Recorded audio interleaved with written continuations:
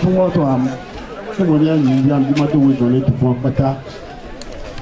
Tunggu tu le kai tu tobe dan abe tunggu dobi tobe adobe rezam chata. Lama itu pun kusuah ni hok pun top pata. Mesti nasor ini yang mungkin ini tu lagi ni. Aku kusuh lumi tu di pata ni tu wujud kalau betul ni le awak tu seorang depa. Wah usuh ni walau kujibi yang anu ni akibat. Donc il y a un million de français pour il y a de français pour parce que il la voix on doit revenir le temps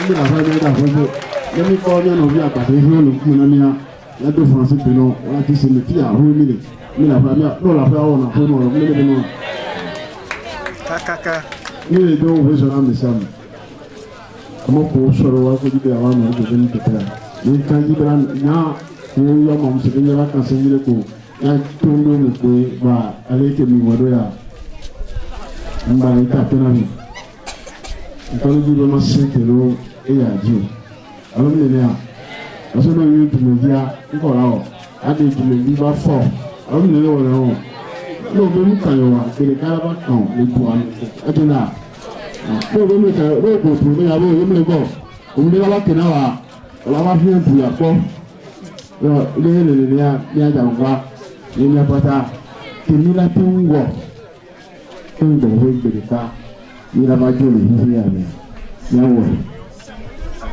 ele bejoli e won ti njuma do so na mesana e da mi dawa mi na fia susu suko njuma to angale takele na no bi ko le bijia o so ro waru ku jibe yo ni biji ma o pe yolu o kondo lo no mati mo lo ku tukun la de susule awo ro na de la da fode o ke nta o America le kami de pata e bo nya supona e ya ma mo go be do ko be ni e o lo wona miya e do ko ale mi fe sia kan jibe e ni wo la baba bu kan e ya e ta ko no ko oyi bija owo be aho mo ngube yo swapile ele bibere no na mo le du memoire un swapile e du memoire ka ba ajo kifuna o la ko ba pe o le bi lo o ni ta pe no e asiko kwele isu ke ma o so no ga bo ya mi o de do fi te kwela ma o se ka tondo la ba so le te no la ba so ka bla ni kilo sesere la so le wa bi to o mi ye ke aba uganinya kanji bela na tuo kwa koro ye jile ke ni kanabi e susu ke do so da nye pea ila premi e anjami e diafa e nanu bio pata la ko bi jile ron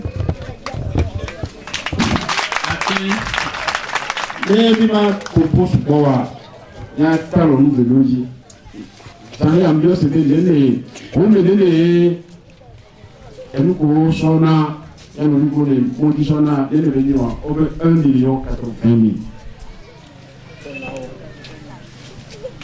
alon de no eyo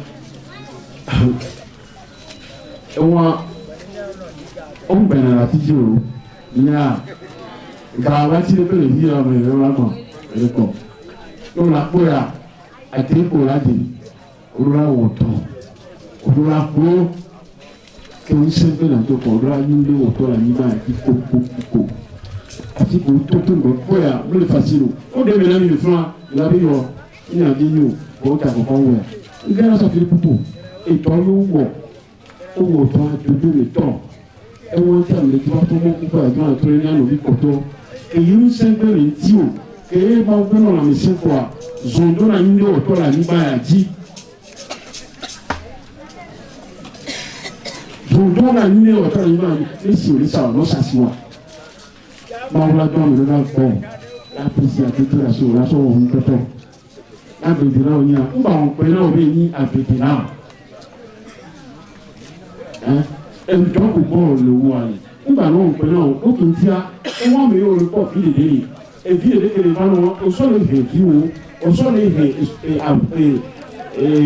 famille wo o mi a ota la no pe na wa o pe na ko bi no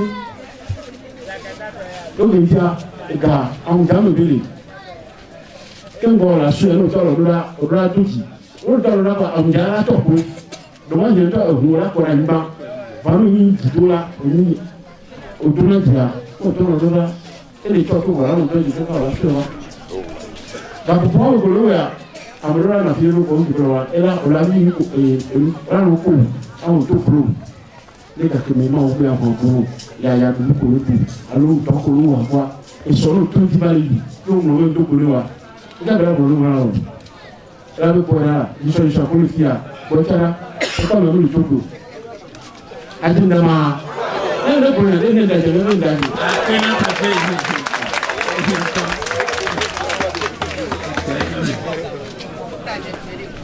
alors pour les voitures on tient un bon tout bro la qui va nous soir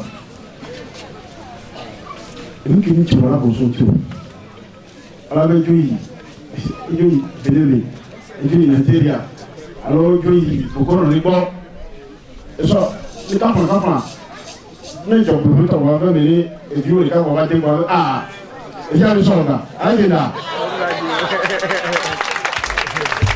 waka pour me coller tout aya qui le doya nous confondons le faire beaucoup nous le voulons aya qui les bien tout le monde on va prendre on va prendre en quand il vient pas ta famille qui a et bien mi dara quand c'est ya manya non il y a sur le tour mais il y a trop les il y a pas de tout non non et bah il a pas banani ilé wò ìtọ́jú wò kò lè wò lè di o kò lè di o lánàá pẹ́lẹ̀ et lánàá pẹ́lẹ̀ c'est ká ẹ lè kọ́ pọ̀nbé l'éducation est une clé l'éducation est une clé tutubuwa esanfiri kan de bi ele atabi sukuu tɔ le awo bɛ tɛtɛ wale sanfiri kan de bi n'o toro yin na wa sanfiri kan de bi yin n'o so ya. A pour les people qui décident de faire l'envoi. Et bien là, on comprend pas ça. Nous disons, on veut le voir tout quoi. Et puis on a le corps. On nous l'a, on l'a vu. On peut te demander. Et on m'a compris. On m'a compris. On m'a dit qu'on a. On m'a compris dans le langage de nos. Et puis qu'on dit allez. Et si allez. Ah mais c'est bien le plein là. Mais c'est pas plein là. Bon oui. Allô? Et les bilans, nous les, on veut voir et les gens les arômes, et le pouvoir, et pour nous, peut-être, bon, on nous tue, on nous les badami. On nous formaté. Si tu as dit pour ah, on va la home, on dit bon. Alors, pour la home. Après, pour nous donner le pouvoir, et si j'ai dans le pouvoir, bon, et pour lui dans le pouvoir, autour de lui, des vies à l'élo, et soyez dans le site là, là, il y a un euro. Et ça, notre aîné, tu dois y aller, on se l'a fait tout. Et nous, on l'a mis quoi? Et les journaux. Voilà, il y a des bien trop de l'économie. Et il y a un sort de la pour nous. Donc, il y a, allez au commis l'école pour moi, on va dans le net de son. Qu'on le fout, nous, on va un kilo, il y a un kilo, il y a un intérieur. Il a pas plus. Il a comme pour nous, le voir. Il y a voilà nos gars pour nous. Il y a un faux de demain. On l'a sort. On va forcer le premier tour et les défis en fait. Et là, il y a que pas les tout. Il y a toi, oui, le lycée. Et quand on a vu la mienne, quand on fait pas de l'eau, il y a toi, oui, le fils, on va les aider à. Il y a là, on va te payer. Il y a que des gens, il y a là que pour le cas. Il y a des violents, on vient te payer. Voir. Il y a un ami, regarde, ouais, ah ouais, nous, toi. Et il y a des toi. Ah non. C'est serré. Et par l'idée, et par rapport à quoi il y a nous qui nous mettons à son nom et le bébé le secours pas dit ça et le bébé qui perd on peut voir le fait à Yahoma les passés au nom de tout le temps on l'a et puis on va faire un secours comme il va faire un secours comme et le petit dans le temps que l'on doit les ando ben nous quoi la première fois que vous pouvez la première fois que vous pouvez le connaître hein lui il a ça les cas on l'a là ça les douler coucou eux on connaît plutôt le gros qui dit quoi la première fois que vous pouvez le petit Kuti wọn di wọn máa fún mi ẹlẹ́bìnrin ìdílé bí wọ́n sọ̀rọ̀ ọ̀dọ̀ ó kò jẹ́ ọmọkò ìtajà ó kò jẹ́ ó gbọ́ ènìyàn àtọ̀fẹ́ mi ó kọ́ ẹ̀ ló bẹ̀rẹ̀ lọ pé fún ọ láti kọ́ ga ẹ́ ló bẹ̀rẹ̀ yọ àmọ́ láti kọ́ ga máa hàn ẹ́. àti tẹ́lẹ̀ bí wọ́n pèsè. òun yàrá yóò tó wa pé ó sọ̀rọ̀ fún pọ́ùn gbọ́dọ̀ rí àfihàn ló so àkìlì olùbá fìyà tàbí díndé yóò sọ̀rọ̀ fìyà ìwọ́n má dùn kan ìgbà rẹ̀ sí nǹkan ìgbà bọ̀bọ̀ kí á ní pápá oúnjẹ lójú kọ̀ ọ́ lọ́wọ́ àlẹ́kà mú kan sọ́nà fún ọtọ́ ń pàpì kọ̀ ìgbà àmúlẹ̀ mọ́tò fún sánà tó ń bọ̀ tó yà wà fún ọkùnrin sọ̀rọ̀ rẹ̀ kójú ìyá wọ̀ sọ̀ ìyàwó wọ̀nyí ó ti máa tó wáyà ó bá ó yọ mọ́tò mọ̀ lórí ìgbéró lóbi tó yín wọn ò pè náà tó bó ó tó lè ó gbé wá lè jù ọ ó bá lè gbòòfé kànáà bí jìjì oyún lè yọ láwọn ọ̀dẹ́ lè jí ọmọ ya ìyẹn tó kò fún ọ́fíìsì àbùkù ìyẹn bí ní sẹ̀sẹ̀ ń gbèsè àbùkù ọ̀dẹ́ ní ìyí wá bá ẹnu bí ọ̀nà mi sí wọn ẹnu bí ọ̀nà mi sọ náà kí ni kékeré ní máa ìwọ ojú fìtọ̀ ní kò máa jùmọ̀ àgbà wọn yẹn lé ní mi lè tó a ní sàn sọ̀rọ̀ ní mi lè tó a ní sàn àdínà ní ìbéèrè tó kọ̀ ní sàn sọ̀rọ̀ àpò ní sàn láàsùn ó gbogbo ńlá àti kájà máa lọ sọ̀rọ̀ yòó àwọn wọ́n tá máa lọ gbómi o wà ní ìrìnà ìsàlẹ̀ ìyàwó ètò káràtúfì àbíjáde náà bèrè pé bọ̀ ìdára ìsìnà ìjànà fún ìgbò pápá pápá sáré èèyàn fúnlọ ìyàfún sọ̀rọ̀ lọ́wọ́ àti nípa àwọn ọmọ ọmọ tó kọ́ òjèjì lè gbogbo rẹ̀ ká afáfòrò fi ń kẹ́nu àwọn ìṣàgbà ṣùṣù mìíràn kọ̀ ṣùṣù ṣùgbọ́n kò kò ìrántí èmi bá fi ìta bukara ìhùnà lẹ́kọ́ bá náà mẹ́lẹ́ kòkó àjẹrẹ ń bá yìí kìsìrò lẹ́kọ́ ní àjẹrẹ mọ̀ kìsìrò lẹ́kọ́ ní tukara mọ̀ wọ́n á fi kẹ́ ẹ̀rí omi ṣẹṣẹ́ lè ní àjẹrẹ yà ń gbé àfihàn tó kù gíláàbà kò ní báàlì yàtọ̀ bó tó ìjẹrẹ sàn ó bọ̀ wẹ́n làbà àpàrà ó mọ̀ náà kí o gbọ̀ngàn tìrà yàrá ó fọ́n sàn mí ó fọ́n fún mi ọ̀rá kọ́ra kí wọ́ ìwọ́n tó nínú kọ́ ọ̀nà ọ̀nà dédé èdè kò mẹ́lẹ̀ bó yóò lé wẹ̀ nílé àtọ̀nìwọ́n mílíọ̀nù sùn èèyàn báyìí akíta ní ẹ̀nà yìí ẹ̀sìn bá kò wọlé bẹ̀ ìnà yìí akọ̀rẹ́ agbọ̀n èèyàn tà ń lọ tó bá fi dàbí bá àfi kéé pàfàlẹ̀ à lọ́nà bánà kùrí lọ́nà lára zẹ̀rì ìgbà tó gbà mí àfi kéé tó bá fi dé àná yìí yà ó ẹ̀rọ afẹ́ tà náà mi o lọ́wọ́ hìn ara ẹ̀kí kíkà bẹ̀rẹ̀ akọ́jìlá àwọn arábí kíkà fẹ̀ tàǹtọ̀ lórí àmì kánjíbé alẹ́kùn fọ́ọ̀mù yẹn gbìyànjú alẹ́kùn tó yà ìjọsìn náà bẹ́ẹ̀ ni na si tɔwɔ do wili kaka yɛ ɔba ano fi o parce que ne mi lo wa ne ma ti no fi o ɛyɛ sɛ mi lo wa mi ti a ti no fi o nkɔrɔ n yà tɔ ko bo o nya nu la ko alɔle ko alɔle agenda ɛyɛ ne ko bɛ lɛ wɛ. akɛnɛ di na to pe alɔle ko alɔle. ɛyɛ ko bɛ lɛ wɔ o kɔ ma tɔ ne ko bɛ fi o ɛyɛ de yà nɔ fi o ebi awɛ ɛyɛ ko bɛ yi lɛ wɔ. Sọ́wọ́n yìí wọ́n jẹ́ ìdílé náà ọ̀rọ̀ yàn bí sọ́kù tó tọ́gbé ń ti tọ́gbé lè fún wọn. Ìṣe ẹ̀dínlá ìṣe ọ̀gá ìdílé gbogbo tọ̀ ẹ̀dí ìdílé jọ ẹ̀dí gbogbo fi ọ̀n tí. Òun kọ́ mọ́ la tó bolo ètò ọ̀kùnrin náà òun kọ́ mọ́ la dàgbé ètò ọ̀yọ́ lè kó lè òun kọ́ mọ́ la bébè máa yí o òun la bá. Wọ́n ṣe lè gbà fún láàjú òdu wa nípa àwọn àmúdàsí ìlú ọmọ akọ́mọdé ọ̀pẹ̀rẹ̀ o. Òkú máa ń yára kú tó gbélé ń já ọ̀ntọ́ làgbélé ẹ̀dínlá ọ̀gbọ́n fún wa nítorí wọ́n yóò ní ìtàrí tó gàmì ní ìbá àbákọ̀ ẹ̀gbọ́n mi bò yìí nígbà abẹ́rẹ́ wa. Àmì ìkìlá bẹ́ẹ̀ yàrá sọ ìlú nínú ọ̀dà tó gbogbo ìkú mi yàrá fún fún mi à yàrá kọ́ bí lè lẹ́ mọ́jú lókè ìkẹ́rẹ̀ ọmọ bí yàrá ọmọ bí tẹ̀lé kí yàrá wọ́n rí gbogbo wọn tó fún ìtọ́jú etí ọ̀ wọ́n á zù nígbà wọn ní kúkú tán nígbà tó wọn lápẹ̀lẹ́ rẹ̀ wọ́n lè yìí wọ́n àti máa sọ́kà sí kúrò yìí kọ́ bẹ́ẹ̀ yìí ń bá ìpèrè ká kúndé wọn lè pẹ̀fẹ̀tìrì àbàyè ń bọ̀ wá sọ́tún ìyá nàìjíríà náà kò ìdúró tẹ́lá mi ìyá mi ń tì ni àwọn ọ̀tọ̀ lẹ́tọ̀ yà susu kò sọ jẹrẹ susu ní ẹrẹ́bì yìí ikú ẹ̀ lè ṣàkóso ọ̀rọ̀ pòlìtì à wọ́n àtọ̀ àjọkọ́ akẹ́sàkẹ́ sọ̀tàn lè yàn nígbà tó kún yẹn rẹ̀ ìṣèpàdé sọ̀tàn lè yàn rẹ̀ ìjọba náà wọ̀rẹ̀ kánú wọ́n tó wọ́n pòlìtì gbó ó bá fìnàṣẹ́ wọn ó gbà wọ́n ní pátákó yìí ìlànà bí ẹ̀lẹ́bí nua ẹ̀lẹ́ kò fi kò ń sì lánà ẹ̀lá bí bọ́ọ̀lù wọ̀ susukó lè fi wọ́n ń já wọ̀ náà kó tẹ̀lé bí bá ní gbàgbọ́n fún un ẹ̀lá hìlà kìlí bá ìlànà pàdé rẹ̀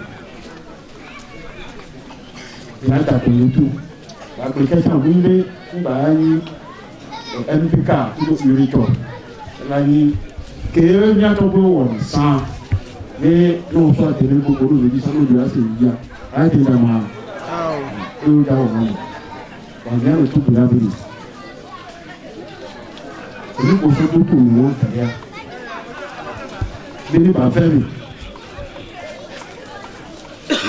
bí ní bá fẹ́ rìn yàtọ̀ gbèdúrà yín gbèdúrà rẹ̀ ẹ̀ máa wúlá dọ̀rọ̀ nípa àkóso fún wọn sọ ìfẹ́ mi nípa susu yà susu wẹ́rẹ́ yóò lápẹ́rẹ́ mi wọ́n ti pẹ̀lú ẹgbẹ́ mi kàn níbẹ̀ mi kò lómi ìka ẹ̀ wò olómi yàrá ni bàbí lẹ́kọ̀ọ́ tó gbé lábẹ́rẹ́ ẹ̀fọ́ mi gà fún mi kiri mú wọn mẹ́rin máa ń mú wọn bá dùn wọn mẹ́rin àlọ́ bá dùn jọ́ péré péré susu yà ní o sọ ní yàrá bá gà sí lójú ní bá fẹ́ mi náà yìí nípa ẹ̀mí tó bọ̀ ọ̀nà ní akátá wọn wọ́n kò ní lè fọ́ ní ikọ̀ ní ọ̀rá ọ̀ onídọ́kì tọ́ onímọ̀ọ́sẹ̀ ń tọ́ efo mama eku blata efo ete fún kẹrìndà ẹni nà máa kú fún mi fún ete fún kẹrìndà ìdílé tí báyìí à máa kú fún ete fún kẹrìndà níjúwa láfa bẹ̀rẹ̀ sí o ìjà bí òkèrè ká wa efo ndékè àmì àná ìkónò ẹ̀sọ́ ẹ̀pẹ̀sẹ̀ fún àfihàn inú kàtà yàrá sí ẹ̀dẹ̀ lọ́wọ́ ndé tó àmì àwọn òru kété àwọn àmì kúrá àmì nkété yàrá tó tó nà sí o ẹ̀sọ́ ìfòdó inú kàtà nígbà tí wọ́n bá fọ́ ẹ̀ sípò àtọ̀ rẹ̀ lákùnfẹ́ à ọ́ yí ọ̀rọ̀ àmọ́ kò lè yíyá mi àwọn àgbọ̀n ó wọn náà bí ẹjọ́ rẹ̀ wúrẹ̀ ọ̀rọ̀ fọ̀bí kanalẹ̀ ọ̀rọ̀ òyà tọ̀tọ̀ bá ń gbà yìí lánà ìbò yàpẹta national transport ká ẹ̀yẹ sọ́yìn ní ìgbà tó wà ní báyìí ẹ̀mí kékeré ẹ̀mí kò lè nà mìà ẹ̀mí kéé ní ẹ̀mí sọ̀rọ̀ dà mìà ẹ̀mí kéé ẹ̀mí kéé ní tọ́ ẹ̀sùn ọ̀dọ̀ mi tẹ́lẹ̀ ẹ̀mí wá sí à ń sọ̀rọ̀ dà wọn fani tuma kɔni nfi ko na le nua nkɔ wɔna ne alali bide ye kelele tɔ ɛdora suyele bi nu o kì í tia n'amɛ ava va bisaba sɔrɔ ko de emu kì í nami a ya kpɔ ya e ma kó tututu e titɔ lagbanu ɔmɛ bi a ɛmi yà kama mɔ wa e ŋun kɔnɔ wọlé bi ne tua dɔgɔ hìnà mo le gbogbo ba la ti sábɛ de ti ka esi lele ne bɛ fufunu ya ɔmɛma kó alɔ la doto n'ale bile tó ele bibiri ele bile ele bi ma ne yi dɔn ke jia ne sɔrɔ ɔn sɔ ne muso foli ba sɔ da o mo muso foli bɛ yen o n tɔgɔ jɔ yen tɔgɔ ya kɔji ye buwane ìjọ ìkan ele bi ni sɔjara dumoro ajara tuturo ne ba hila ti ba kafra kemi si jɛ ne gbere si ɛlɛ tɛnɛ yan ne kɔmi kí o lè si sami lɛ sinu mi àbọ̀ yan ne yɛ jɔ ne yɛ mi tɔn kakra do ye ìjọ́kì tó ní ilé bímọ níyàwó níbàáwà níbàáwọ̀ bàálù tí wọ́n jí lè kọ̀ bẹ́ẹ̀ kí ló kọ̀ bẹ́ẹ̀ àmọ̀dúró àti ọ̀rọ̀ tóbi ètò àmọ̀mú kọ̀ wá àmọ̀dúró pààyàn ẹ̀dín náà ẹ̀dín ìbò kémi mi yà àmọ̀mú kọ̀ wá àmọ̀dúró yà wà bọ̀. nígbà ènìyàn fún ọdún èrè kọ́ bẹ́ ọ̀pọ̀ ẹ̀lẹ́ kèé tó fún náà yà nígbà á ti bọ́lá gbé bàálù fáfífì èdè náà fi káwùkì ìṣètò kárẹ́ kù ní kúkúrú ebi ẹni ìwéra kárí tí ní dúwá ní ìpànà sọ ní ìkára bàbá ọ̀dà wọn sọ ọ́nà ètò ó kì í bá dàgbà gẹ́gẹ́ àti ní pípé kọ̀ tètè ó lè ojú àtúrà tí ó ní ti kọ́ náà rà fún ìrẹsì lẹ́nu fún omi pa ọ̀là fún àfàfà ẹ ẹ̀mú kò ń sàràsì ẹ̀rọ sàṣì àná yìí yọ ẹ̀pà ẹ̀nà ti yé lẹ́tọ́ pé fò gánà yìí lè tó mi àjẹrà tó ń gbà ní gbà nà mi àbá bá ojú ní síkèlè mi àbá bá ojú kebila tó wọlé yíyá mi tó gbàrà jọ kebila tó wọlé gàrà lórí ìtura mi ìbèrè ká mọ lọ́wọ́ dàsí rẹ̀ ní ẹ̀gbọ́n eyín wọn nígbà nọmọ ẹ̀rọ ibi tó nígbà wọ̀ tó nígbà tó kù ìjọ ìbèrè yín abẹ́ lọ́wọ́ wọ̀ tó ní ju àjùjọ́ mi yín ọlọ́run kọ́ jùlọ mi ọlọ́run kọ́ jù sísè mi yáàmì ìgbàwọ́ náà yọrọ ìgbà mi yáàmì yọrọ wa olùkọ́ wà ebi sunu sunu akọ ebi sunu sunu akọ tó kúkú bá mi ní akó lè dìde yẹn tọ̀ mi ẹ̀ á wọ̀ tó ní ìlú tó ìlú fúnfúnni ó kì í já ọlọ́pàá àkómi àti ìwà yà mẹ àdùkú àmì àdùkú wà nínú àwọn lè kúkú ọmọdé wọn lè kúkú gbèrè o wọn nù ìka wọn wọn mi ẹni lébi wọn ìbá nù kù bí bá dé dì sí pé èèyàn lè tù ọmọ yà wọn òbí lórí à kára lè ẹkọ fúnlé ó gbèsè wúlé wọn òbí lórí à lé àmì kúnra wá ọmọ bàbá tó wá sọkọ ọmọ yẹn nàfẹ kọjá fún bọ pé ní àmọ wò àmì ìdílé àhùn yà sọha gbé hu ẹ àdìmọ kọtù náà mi àmì ìdílé àhùn yà sọha gbé hu kó péré bì ìyá ń bà á fẹ mi sí yànnà bí sèdè fi ẹ ẹ lè dàjà àbọ̀nà mi fúra ní àmì fúnra mi àfìyà kọfíọ ní kọfíọ ṣàánà mi fún wa làbá àmì ètò ọmọnàtẹ yẹn wà nà fún wa ní ìfẹ́ fún wa àwọ̀ fún wa mi ọmọ ìfẹ́ yasọ́nà yàrá jẹ̀mọ̀ ọ̀nà òun wò ní ní o yé nígbà tó èdè sí pé òwòrán lè màyà ẹ̀jẹ̀rẹ̀ ìfẹ́ ọ̀nyọ̀ ẹ̀jẹ̀ mi yọ̀ wá lè kótó fún àtúnú mi àlàtú ọgbọ́n ẹsẹ̀ ká mi fún ó wọn á tí o àlàtú ní akọ́bílẹ̀ bàmí ẹ̀ mẹ́rin ọ̀rùn tó o lábẹ́ ìpá gáwọn ọ̀dẹ́ pẹ́ta ní ìtòkò ìta lórí lórí wọn máa tẹ́lẹ̀ nìkan iṣẹ́ ẹ̀ lè tó bẹ̀rẹ̀ ní ìpàṣẹ mi lè pọ̀ ẹ̀ lè tó jẹ sí ẹ̀jẹ̀ wọn lè bá mẹ́wọ́n kọ̀ọ̀ṣẹ́ pé bàmí ń bẹ́ o yẹ bá kùnà mi tó ń bọ̀ pé àwọn asẹ̀mí yẹn gbà nínú àmì òwe alájìnà yẹ bá kùnà mi pé èmi mímú àmì àtọ́ mi ẹ̀yọ́ mi èmi mímú wa wọ́n gbà lọ́fẹ́ mi kú iṣẹ́ ilé kúkúrẹ́ ní máa wọ́n ṣùpọ̀ ní ẹ̀rọ ṣùpọ̀ àbí máa fi gbọ́dọ̀ fi òṣà rárá tó wà ní kí màmá tó bẹ̀rẹ̀ dẹ́nà ẹgbẹ́ ẹbí bí ẹbí ti wá ní alẹ́ dènà ẹbí ìgbà yẹn dùkọ̀ ọjà ní alẹ́ dènà ẹbí ìgbà yẹn dùkọ̀ ọjà ní alẹ́ dènà tó ń dọ́gbé yá jì í wò alẹ́ dènà tó kẹ́mi kọ́ alẹ́ dènà yá tọ́ ọ̀rọ̀ ìnáwó ní ẹ̀tọ́ rẹ̀ ní diwo la si wa pàfi woro diwo bɛ a tɛ ji ne diwo bɛ la si wa kúrẹ́ la o di diwo den den ba la si wa wọn pàfi woro 100 francs ɛɛdiyantɔ a tɛ yi o sɔni wa kò lè lé mu wa ɛlà fɛ ɛlà tɔrɔ do ntɔ di o ɛlà fɛ ɛlà tɔrɔ ntɔ di ɛlà fɛ bɛɛ lɛ ntɔ lɛ ko di ɛlɛ fɛfɛɛrɛ akébíyà fɔ kúrò mi pɛ yi bɛ a jiriya o gana dàtò lọ. Tukara ada hene kwa mwana ho ana mi kɔrɔ mi ka e jɔna le nya bɛ no pufa yin kan le ama support e jisi e so ko so to e ba na bebe a jere na wa de to mi disiri aro a jere na o de to ka kwa sira de kafa ala jenda va e ki ba nyira yi be a jere va mi pata mi jam lo ho ka me ro ebi mo mi jama bati de kaji amedela tro ngo jono bia me da ngo bia ena na yika ina ko mi va tole tele moje wa ka atirike vanwa me gbaja va sobu do ma hia de nyo na forma te jira ko pe ko mero e o so atike ya ko kikin be ko be jiri jo be jafundo so le dabolo fun ko mo tukara jo ajena rawa ni ko bela no fa ka ke me to go no ta sira me kaji be egbea to va bonya me ka ni ko bela no mami jana baba ne de binu va mi te pona do tire to jana no kentia de vieux le miasi ne mi le wa klolowa o chora no ple e wan ti mi pe na le ndo gbo o pro do bien tia ngalo ija ko mi tiwe ba no ne ne e ba no mi fa na amisiam to wa ya di ma takpe na me wo no do to na ni ne a na me wo na me a takpe ni e ba le vide ko ta atakpe ni e bia e mi ko bi le tiwa nya kabile kwa nja wo ebe to na sa mi gbo mi wa nja wo ebe to mi ta pe ma to yi so to pe do vi chef canton de Ganavi, donc à Djové de fond, Régent Fiata de fond, Monsieur Lawson de fond, Madame Gabia. Nous avons vu voler qu'au sol, nous avons vu CB et les pieds.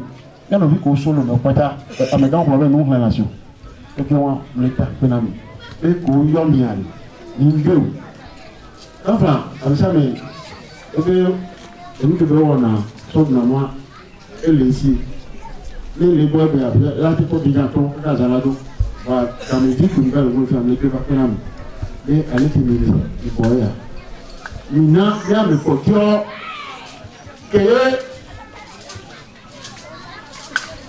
On sera un nombre de mois. Et on va trouver le débat de l'eau. On sera un nombre de mois. On va trouver le débat de l'eau. Donc, il y a un débat qui est un mouton. Qui est fait de mouton. À partir du jour de mois, on va faire le cadeau. Toi, c'est ça la bataille. La toi, pour se faire le cas. Voilà, nous avons dit que nous avons fait nous avons fait nous avons signé. Nous avons fait nous avons tout pour nous. Parce que nous avons fait nous avons fait tout pour nous. Et si quoi il tire, mais si pas nous. Et nous avons grand corps et nous avons fait des faire coller. Et nous avons fait des documents. Et nous avons fait l'État pénal. L'État pénal nous dit que pour Cameroun. Il y a d'autres journalistes pour l'État pénal. L'État que nous avons et aussi à minimum de vous, parmi les justes non comptés. À le mot de la foi. Donc, il y a tout le monde. Et ayant tout l'année, tout pour venir le voler, et bien tout pour Canavia, il veut le dire, mais on va y sur le cas. Mais nous ne pouvons pas le nous les deux pour nous, nous sommes le logo de Wassia. Nous avons sur la mienne, l'État que nous. Avec ce que nous avons, on peut se soigner. Les papas nous c'est ça. Et nous pour le voir. Il faut couper. On va avoir les deux de plomb. La femme pour l'accord. Et nous quand je vais là-bas l'Italie. Et les appels en Michel et les filles. Les appels en beaucoup, les événements contact, le même service que vous, les projets, et les événements, et les appels en de tout pays. Le va faire bien. Et après pour dire, nous gagnons le niveau après, nous passons le temps de même chose. Nous courons la boue après. Et nous gagnons le niveau. Et nous appelons le niveau. Et nous allons dire au travail. Sans ma porte de blonde. Tout cas là, nous venons à la famille. Il y a une femme. Il y a une femme. Il y a une femme. Avec un mot, on a pas fait de nom. Il y a une femme. Il y a pas femme. Il y a une femme. Si que femme là, là, il a pas la mine. Appelle à nous. Il y a tout pour nous. Et quand nous missions pas souvent, comme il y a tout le temps de ces liens sur les mains. Préfet pour tout le monde. Après, il y a trop pas. Azomial de coucou, il y a trop peu préfet.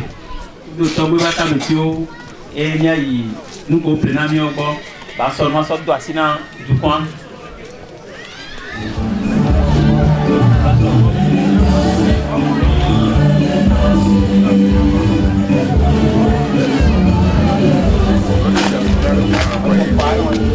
Pardon.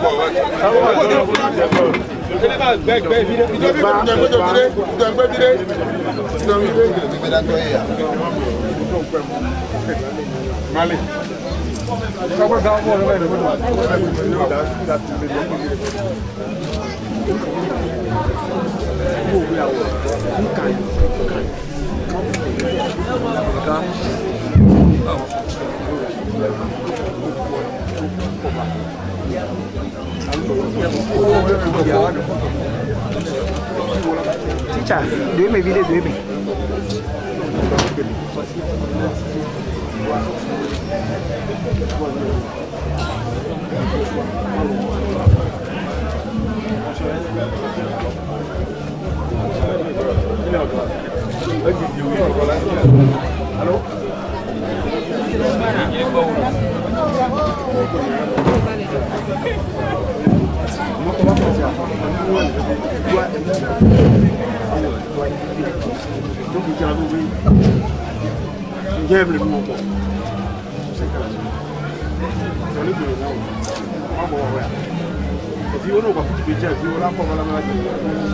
Allô?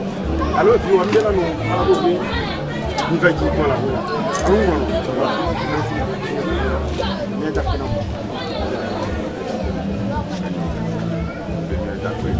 c'est bon. C'est bon?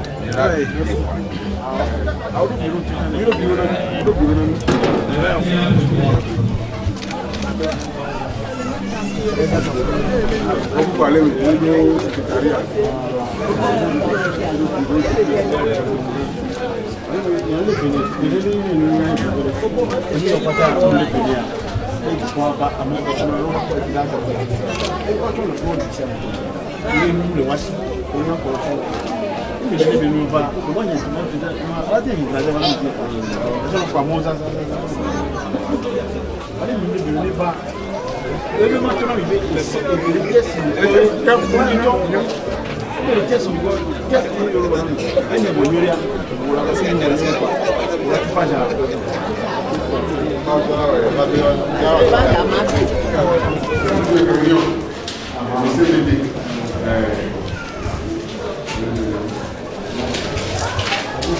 Le préfet,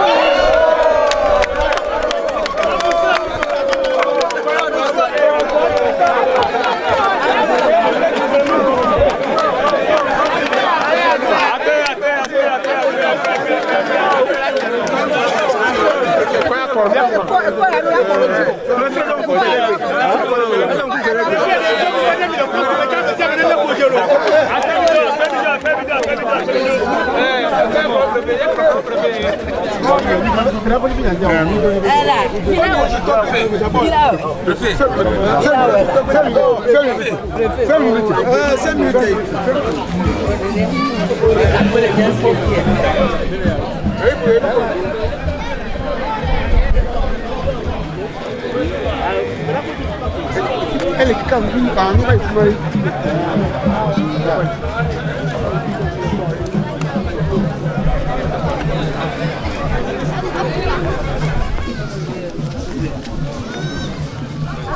plateau à l'anaga aussi. Il quand même soit dans. Au demain.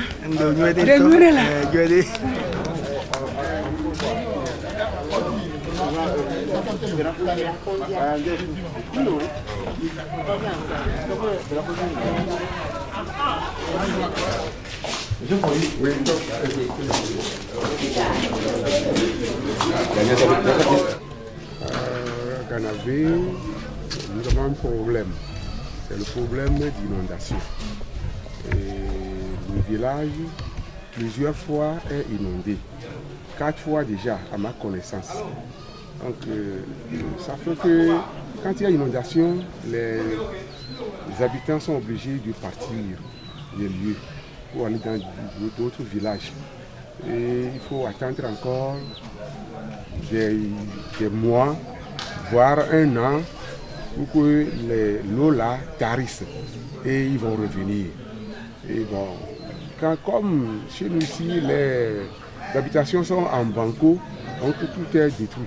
Il faut recommencer. Et ça fait qu'aujourd'hui, l'ancien village, même quand vous vous rendez là-bas, vraiment c'est de l'herbe. Les gens ne sont pas revenus reconstruire leur habitation. Vous avez réceptionné aujourd'hui une série de matériel. À quoi cela va servir concrètement? Merci. Et le problème ainsi posé, nous avons souvent été en contact avec notre diaspora. Les fils, filles, fils du pays qui sont à l'étranger, ils sont revenus, on a réfléchi au problème.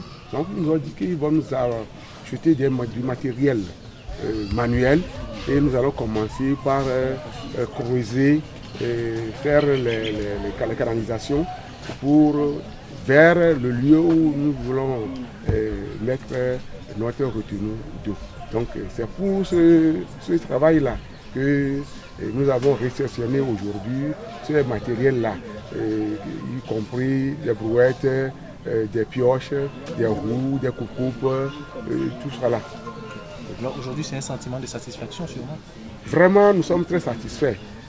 D'abord, nous tenons à remercier très sincèrement nos fils et filles de Ganavé qui sont à l'extérieur, qui ont pris sur eux, bien qu'à l'extérieur c'est difficile, pour trouver de l'argent c'est très difficile, mais ils ont essayé, ils ont continué de l'argent pour pouvoir nous acheter des matériels jusqu'à un montant de 1 080 000.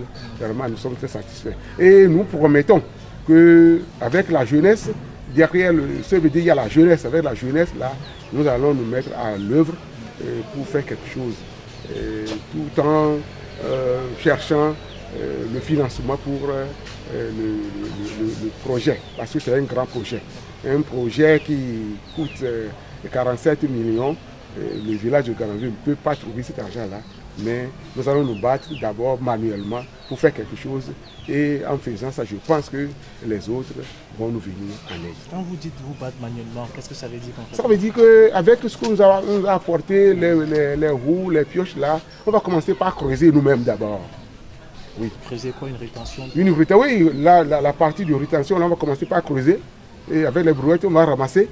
Et en attendant, tout ça là, quand on va faire ça, je pense que quand vous criez au secours, les gens vont venir vous secourir. Voilà. Je vous remercie, monsieur. Merci. Qui s'annonce derrière tout cela. Est-ce que vous pouvez nous faire un résumé rapidement de ce qui va être fait? Merci. Le projet que nous venons d'exposer, le but principal, c'est de lutter contre l'inondation qui sévit dans le village et de faire face aux effets du changement climatique. Et à travers ce projet, nous avons 4 objectifs: la lutte contre l'inondation, le reboisement et la promotion des activités de pêche et de maraîchage.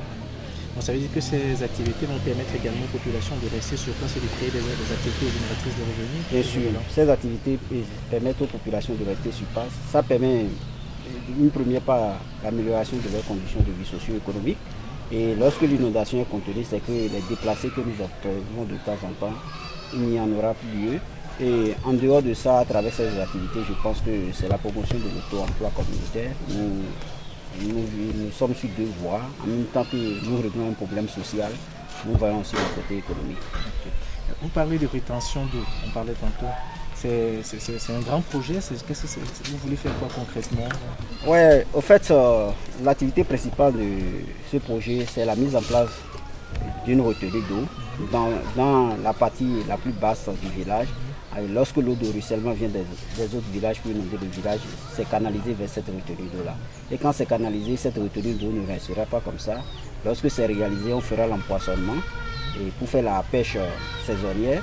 Et en dehors de ça, il y aura 4 forages qui seront faits autour.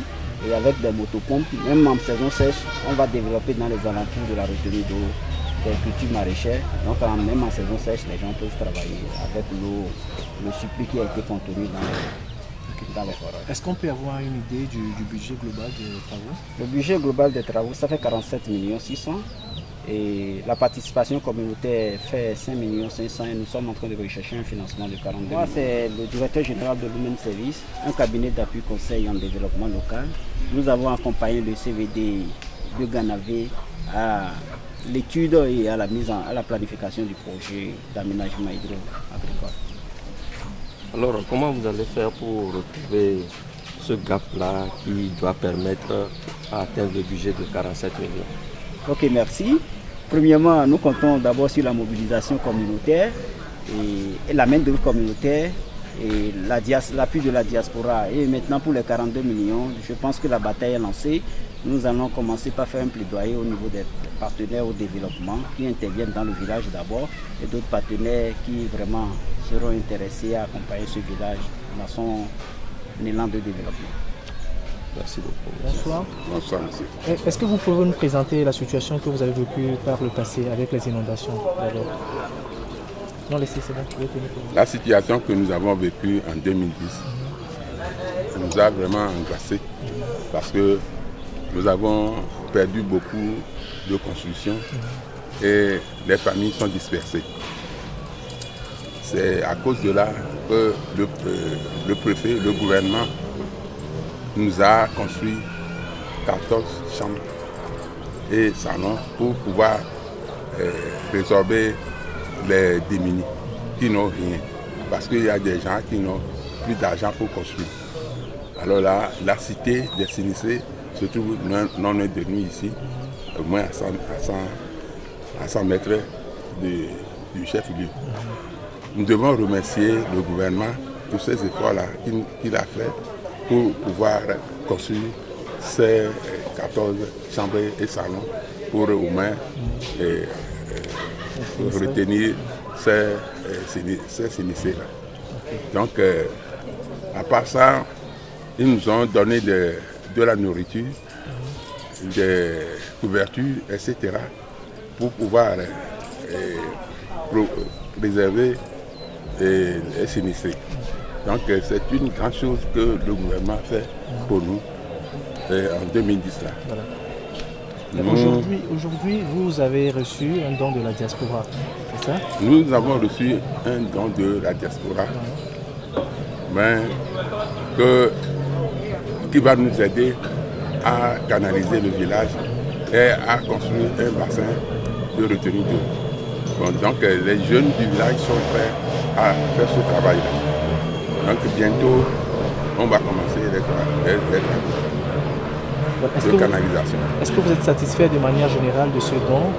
Qu'est-ce que ça change concrètement dans la vie du village? Nous sommes toujours satisfaits et très contents. Nous voulons aussi que la diaspora continue à nous aider pour pouvoir surmonter à nos problèmes du village. Okay. À part la diaspora, est-ce que vous avez un autre appel à lancer à de bonne volonté qui devrait vous aider? Oui, nous devons encore lancer des appels pour que les gens nous interviennent pour nous aider. Je vous remercie, Excellency.